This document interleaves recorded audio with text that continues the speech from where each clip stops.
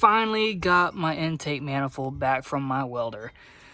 So I'm sure some minor adjustments are going to have to be made, but basically I had to add these spacers just so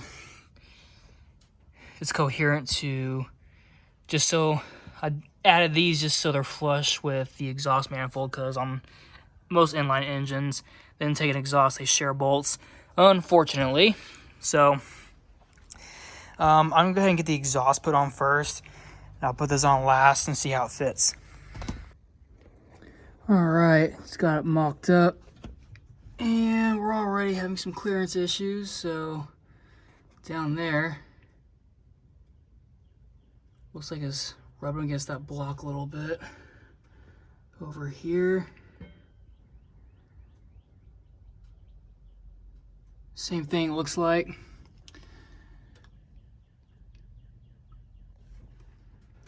Up here's fine. So it's got to shave down the bottom ones a little bit, and we should be golden. All right, manifold's in place. Had to do a lot of shaving to get the washers to sit flush. I just had to grind these down a little bit, but it seems to fit on there really good now. It's a little dark under there, but I did the bottom ones as well. There's 4 total, and then you got these 2 guys right here. So, yeah, it's looking really good. I can go ahead and get started, get the carburetor put on.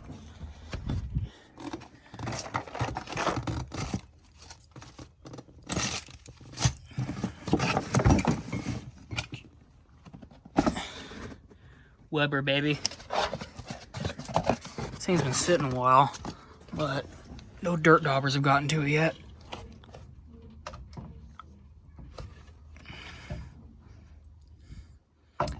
Forgot which way it went. I think it went this way. Fuel line facing in the front. That makes most sense.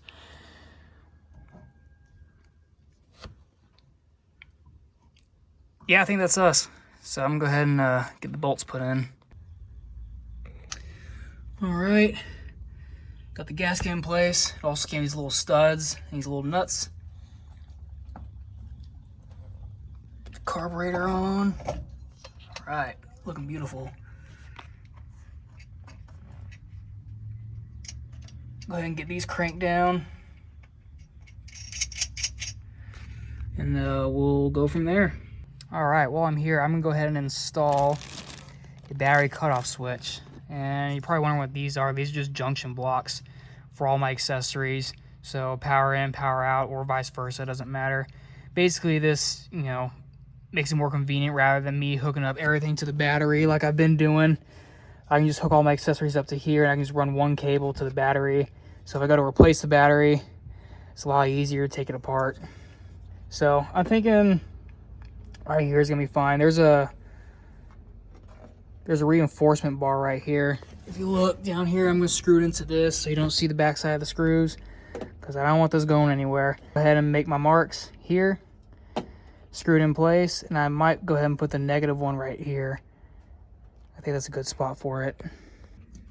All right, got both junction blocks in, spaced out very nicely. This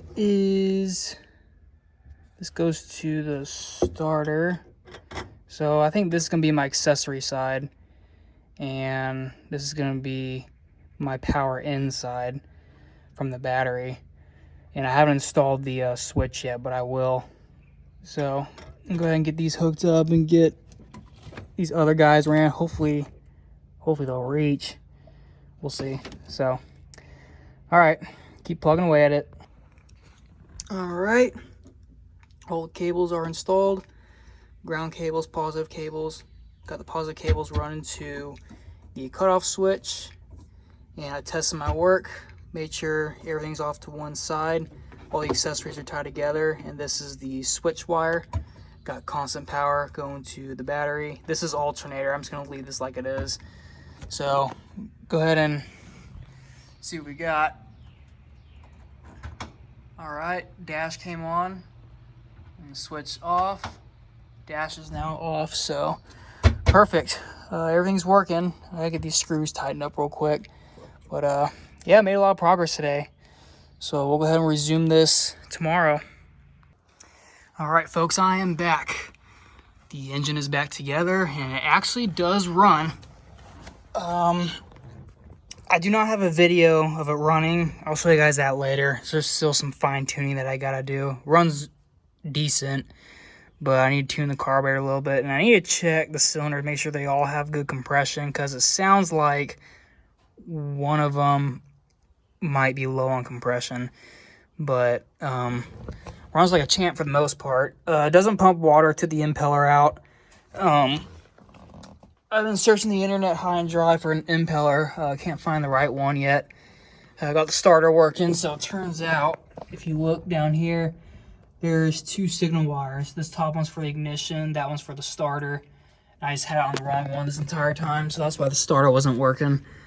And got the trim to kind of work. It doesn't want to go up on its own. You have to help it up. It's like the motor's not strong enough, even though it's a brand new one. But I ran the wires for that. I don't think they're thick enough. Those are 14 gauge. I got me some 10 gauge, so that should help with amp draw. Alternator's hooked up. I don't know if it, I guess it works, but I didn't really check it while I was running. Kind of have my mindset on other things. I do have to hook up one of these, the one that goes to the oil cooler. That one's not hooked up yet, but I'm about to hook that up right now. And I'm also on the hunt for an exhaust bellows. So, yeah, still quite a bit to do. It is getting oil. I checked it.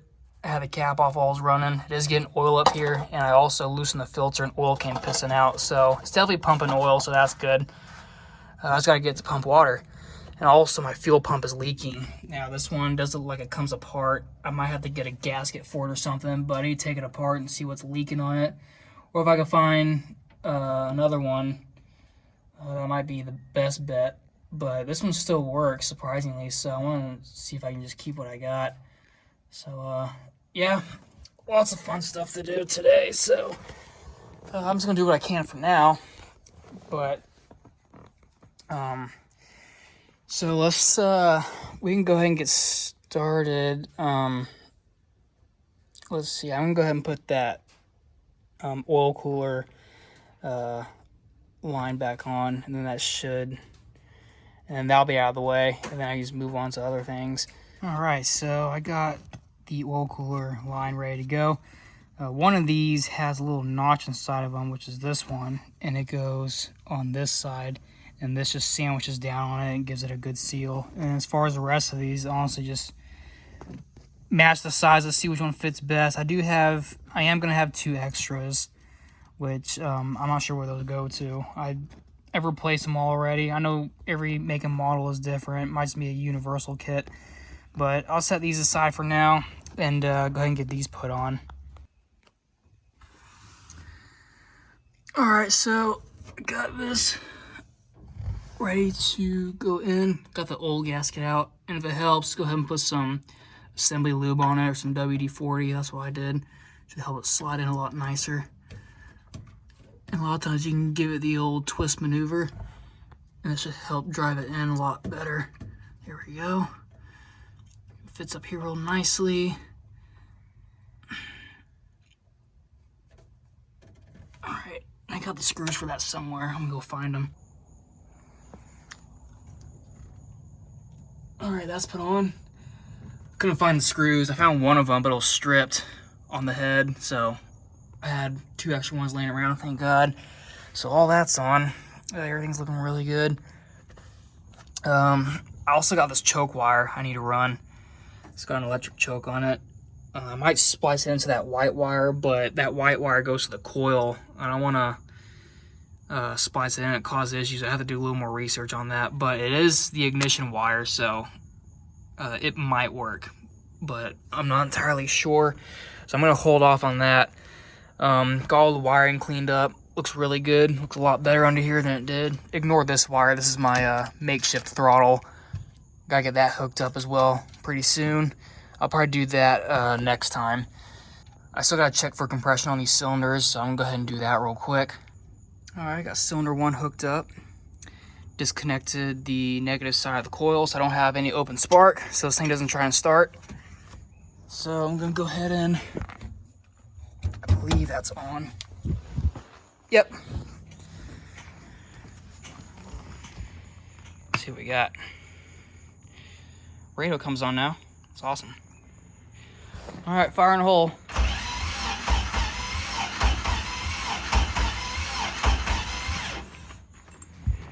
Battery sounds a little low.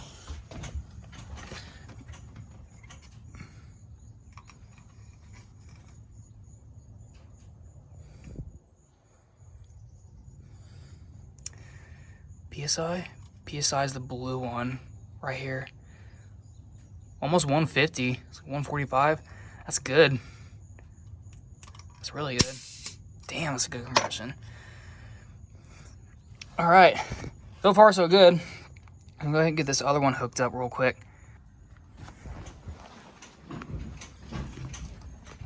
All right, cylinder 2, here we go. Hold on.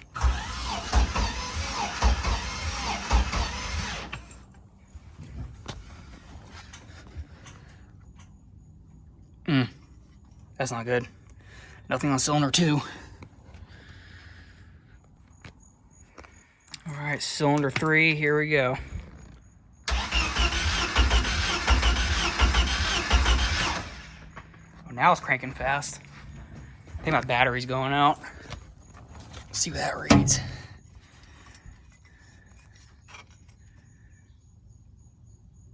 About 140, a little less than cylinder 1, but still really good. And cylinder 3 was actually my biggest concern because that piston looks like it's been replaced. I don't know if you guys saw that earlier in the video, but something definitely happened inside of there. So far cylinder 2's dead. And so 1 and 3 are good. I think I heard a valve fall in there. Not a valve, I think I heard a push rod fall in there. That's another thing I want to do too. I want to go ahead and take this valve cover off when I'm done, do the compression test. And I want to make sure all the push rods are doing what they're supposed to do. Sometimes if you don't line them up correctly, it'll cause crap like this. So 1 and 3 are good. I need to check 4. And then when I'm done with that, I'll go ahead and take this valve cover off and make sure everything's good to go. All right, grand finale.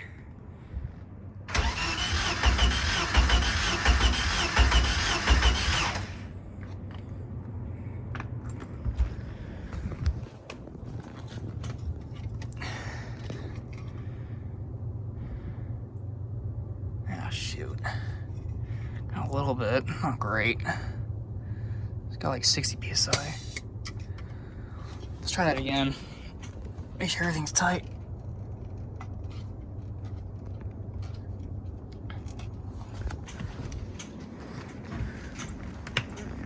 All right, take 2.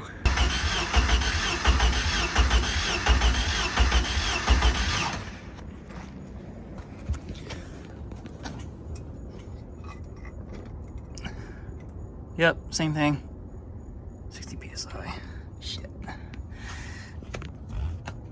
Well, I guess I'm not done rebuilding this thing. Just to give you guys an idea of how it sounds. Hopefully it'll start.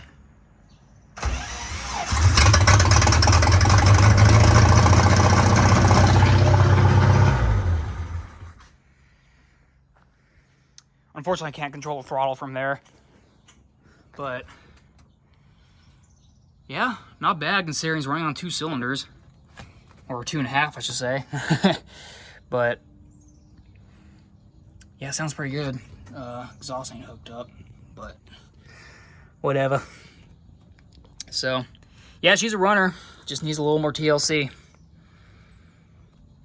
All right, disconnect the battery. My indicator light or horn light. And now it's off. I love this thing. Best purchase ever. All right, we shall be back.